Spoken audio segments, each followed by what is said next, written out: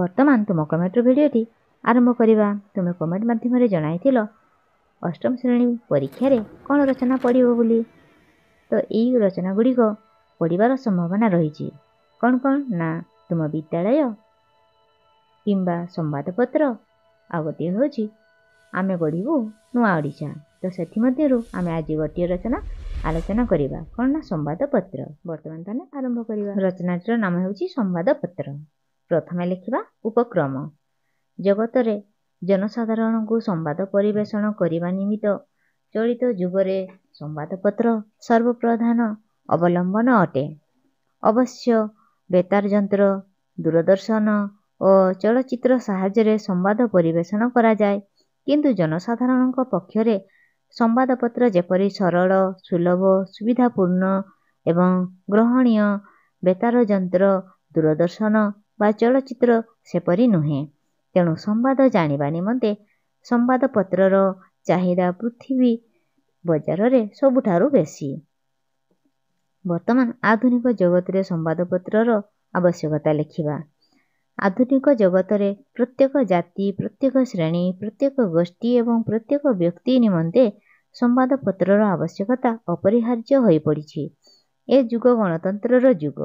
ଏ ଯୁଗରେ ଜନସାଧାରଣ ପ୍ରତିନିଧି ନିର୍ବାଚନ କରି ମନ୍ତ୍ରିମଣ୍ଡଳ ପ୍ରତିଷ୍ଠା କରନ୍ତି ଏବଂ ଏହି ପନ୍ଥାରେ ଦେଶ ଶାସନ କରନ୍ତି।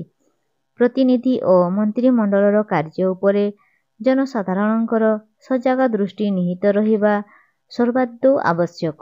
କାରଣ ସମ୍ବାଦପତ୍ରରେ ଲକ୍ଷ ଲକ୍ଷ ବିଜ୍ଞାପନ ପ୍ରକାଶିତ ହୋଇ ବାଣିଜ୍ୟ ବ୍ୟବସାୟକୁ ପ୍ରସାରିତ କରୁଅଛି।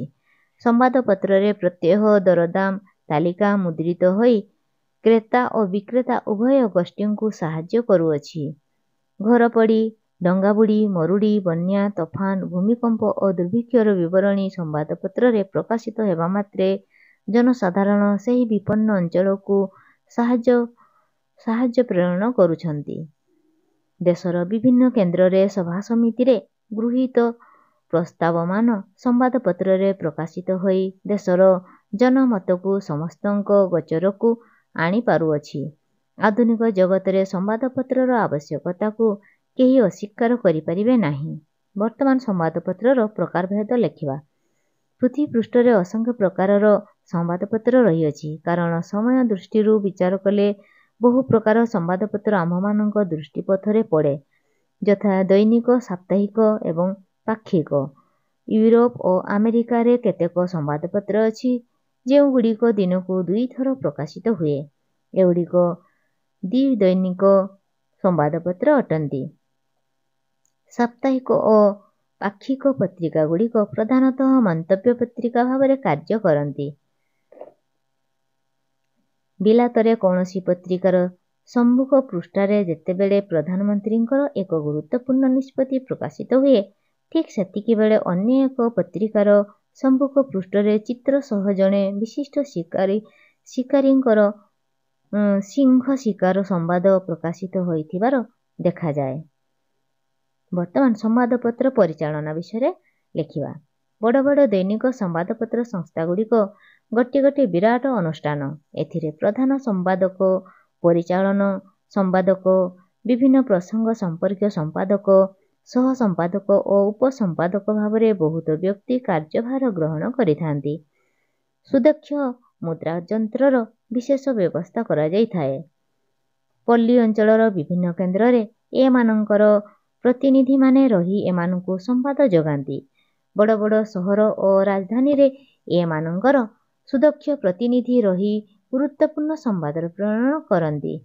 ଆବଶ୍ୟକ ପଡ଼ିଲେ କୌଣସି ଗୁରୁତ୍ୱପୂର୍ଣ୍ଣ ଅଞ୍ଚଳ ବା ବ୍ୟକ୍ତିଙ୍କ ନିକଟକୁ ଏମାନେ ଏମାନଙ୍କର ସ୍ୱତନ୍ତ୍ର ପ୍ରତିନିଧି ପଠାଇ ସମ୍ବାଦ ସଂଗ୍ରହ କରନ୍ତି। ସେହି ପ୍ରତିଷ୍ଠାନଗୁଡ଼ିକ ହେଉଛି press trust of India, UNI, Hindustan ସମାଚାର, ଇନ୍ଫା, ରୟଟର, ଓଟାସ୍ ପ୍ରଭୃତି। ଏମାନେ ଟେଲିପ୍ରିଣ୍ଟର ସାହାଯ୍ୟରେ ଦୈନିକ ପତ୍ରିକାଗୁଡ଼ିକୁ ସମ୍ବାଦ ଯୋଗାଇ ଦିଅନ୍ତି। ବର୍ତ୍ତମାନ ସମ୍ପାଦକଙ୍କ ଦାୟିତ୍ୱ ଲେଖିବା। ପୃଥିବୀରେ ପତ୍ରିକା ସମ୍ପାଦକଙ୍କ ସ୍ଥାନ ଯେପରି ଉଚ୍ଚ, ତାଙ୍କ ଦାୟିତ୍ୱ ମଧ୍ୟ ସେହିପରି ଗୁରୁତ୍ୱପୂର୍ଣ୍ଣ ଅଟେ।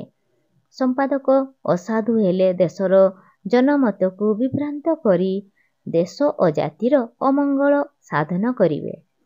ସମ୍ପାଦକ ନିଜର କ୍ଷମତା ଦୃଷ୍ଟିରୁ ଅସାଧୁ ଏବଂ ଦୁର୍ନୀତିଗ୍ରସ୍ତ ହେବାର ଯଥେଷ୍ଟ ସୁଯୋଗ ରହିଅଛି।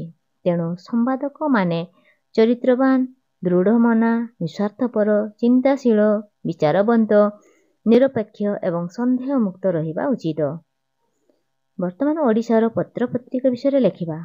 ଓଡ଼ିଶାରେ ସମ୍ବାଦପତ୍ରର ସର୍ବପ୍ରଥମ ପ୍ରତିଷ୍ଠାତା ହେଉଛନ୍ତି କର୍ମଯୋଗୀ ସ୍ୱର୍ଗୀୟ ଗୌରୀଶଙ୍କର ରାୟ।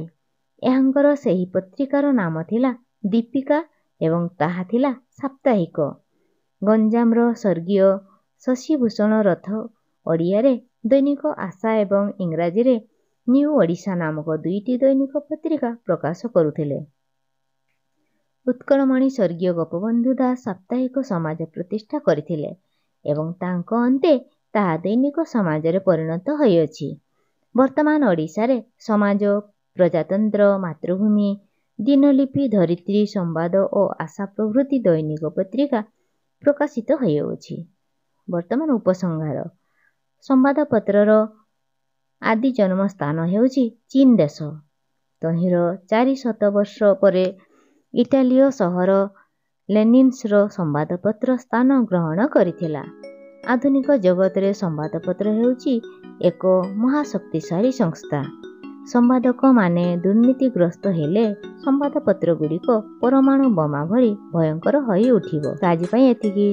ନେକ୍ସଟ ଭିଡ଼ିଓରେ ଆଉ ଗୋଟିଏ ରଚନା ଆଲୋଚନା କରିବା। ଆଉ ଯେଉଁ ରଚନା ଗୁଡ଼ିକ ମୁଁ କହିଲି ଡେସ୍କ୍ରିପସନରେ ଲିଙ୍କ ଥିବ, ନିଶ୍ଚୟ ଦେଖିନେବ। ଧନ୍ୟବାଦ।